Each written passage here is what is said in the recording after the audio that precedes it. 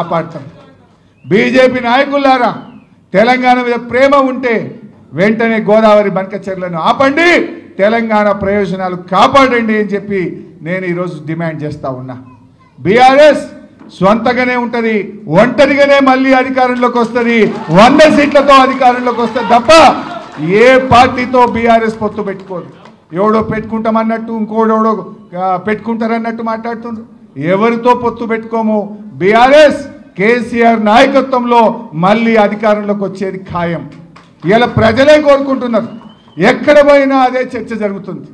ఏదో 4 ఎక్కువ వస్తాయి అనుకొని ఓటేసినాం బిడ్డ, 4 ఎక్కువ వస్తాయి అనుకున్నాం కానీ గిట్లయితుంది అనుకోలేదు అని ఎవరిని మాట్లాడించినా చెప్తా ఉన్నారు. ఏం చెప్పిండ్రు వాళ్ళు ఆ రోజు?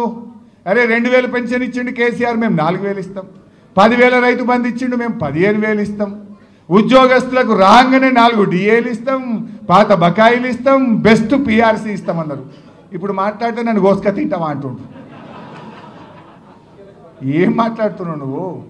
మరి వీళ్ళకేమో పైసలు లేవంటావు. నీకు అందాల పొట్టులకు పైసలు ఎడికెళ్ళి వచ్చినాయి?